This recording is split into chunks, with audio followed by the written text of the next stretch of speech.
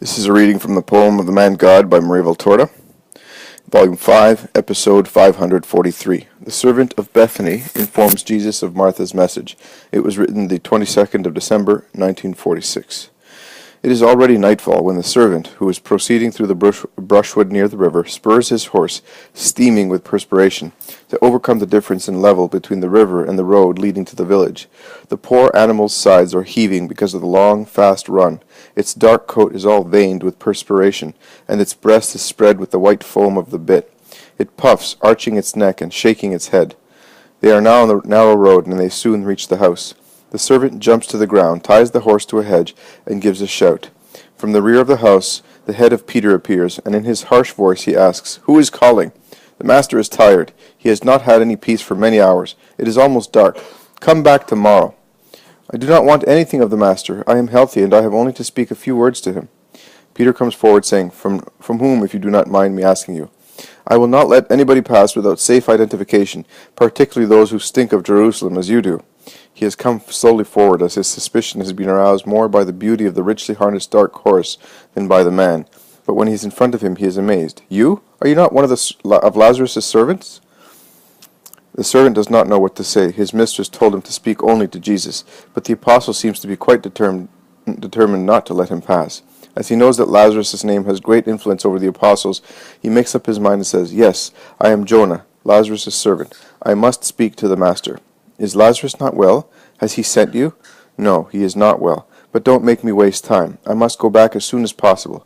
And to convince Peter, he says, "The members of the Sanhedrin came to Bethany." "The members of the Sanhedrin! Come in, come in." And he opens the gate, saying, "Bring the horse in. We will water it and give it some grass, if you wish so." "I have some fodder, but some grass will not do it any harm. We will give it some water later. It may be harmful now." They go into the large room where the beds are, and they tie the horse in a corner to protect it from the draughts. The servant covers it with a blanket that was tied to the saddle. He gives it some fodder and the grass that Peter has brought from I do not know where.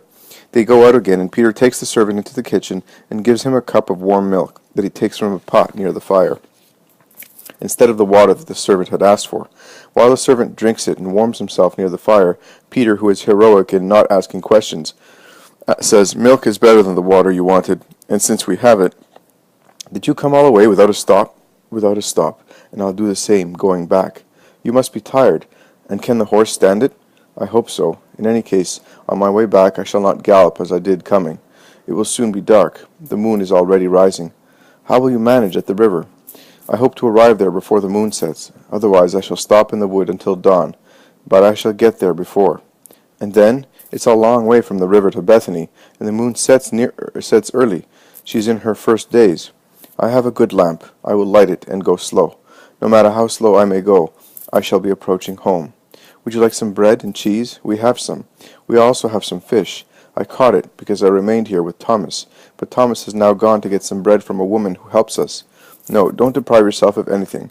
I had some food on the way, but I was thirsty and I needed something warm. I'm all right now, but will you go to the master? Is he in?" "Yes, he is. If he had not been here, I would have told you at once. He is in that room, resting, because so many people come here. I'm even afraid that the news may spread and that the Pharisees may come and disturb. Take some more milk. You have let the horse eat and rest." "You have to let the horse eat and rest. Its sides were beating like a badly secured sail." "No, you need the milk. You are so many." "Yes, but with the exception of the master, who speaks so much that his chest aches, and of the older ones, we who are sturdy prefer foods that keep our teeth busy. Take some. It's the milk of the sheep left by the old man. When we are here, the one brings it to us. But if we want more, everybody's willing to give it to us. They like us here, and they help us. And, tell me, were there many members of the Sanhedrin?" "Oh, they were almost all there, and other people with them, Sadducees, scribes, Pharisees, wealthy Judeans, some Herodians." "And why did all those people come to Bethany? Was Joseph with them? And Nicodemus?" "No, they had come previously. Manna also had come. The others were not friends of the Lord." "I believe that. There are so few members of the Sanhedrin who love him. But what did they want exactly?" "To greet Lazarus, so they said coming in." How strange their love is. They have always shunned him for so many reasons. Well, let us believe it. Did they stay long?" quite a long time, and they were upset when they left. I do not work in the house, so I was not serving at the tables. But the other servants who were serving in the house say that they spoke with the mistresses, and they wanted to see Lazarus. Halkai went into Lazarus's room, and a fine crook, whispers Peter between his teeth. What did you say? Oh, nothing. Go on. And did he speak to Lazarus? I think so. He went with Mary, but later I do not know why. Mary became irritated, and the servants who rushed there from the nearby room say that she turned them out ruthlessly. Well done. Just what is needed. And have they sent you to tell us? Don't make me waste more time, Simon of Jonah. You are right. Come. He takes him towards the door and knocks, saying, Master, there is one of Lazarus' servants who wants to speak to you. Let him come in, says Jesus. Peter opens the door, lets the servant enter, closes the door, and withdraws, meritoriously, to the fireplace to mortify his curiosity. Jesus, sitting on the edge of his little bed in the small room where there is hardly space for the bed and the person who lives in it, and which previously was certain a storeroom, as there are still hooks on the walls and shelves, looks smiling at the servant who has knelt down, and he greets him. Peace be with you. And he then adds, What news do you bring me? Stand up and speak. My mistresses have sent me to tell you to go to them at once, because Lazarus is very ill, and the doctors say that he will die. Martha and Mary implore you, and they have sent me to say to you, Come, because you alone can cure him. Tell them not to worry. This is not a disease that will cause his death, but it is for the glory of God, that his power may be glorified in his Son. But his condition is very serious, Master. His body is affected with gangrene, and he no longer takes any food. I have worn out my horse to arrive here in the shortest possible time. It does not matter. It is as I say. But will you come? I will come. Tell them that I will come, and to have faith. Tell them to have faith. Absolute faith. Have you understood? Go. Peace to you, and to those who sent you. I tell you once again, they must have faith. Absolute faith. Go. The servant greets him and withdraws. Peter rushes towards him, saying, You were quick in telling him. I thought that it was a long speech. He looks at him intently. His face is shot through with the anxiety to be informed, but he checks himself. I am going. Will you give me some water for the horse? Then I will leave. Come, some water. We have a whole river to give you some in addition to our well. And Peter, holding a lamp, walks before him and gives him the water he asks for. They water the horse. The servant removes the blanket. He checks its shoes, the belly band, the reins, the stirrups. He explains, It has run so much and so fast, but everything is in order. Goodbye, Simon Peter, and pray for us. He leads the horse out. Holding it by the bridle, he goes out onto the road, puts one foot in the stirrup, and is about to mount. Peter holds him back, putting one hand on his arm, saying, There is only one thing I wish to know. Is there any danger for him to stay here?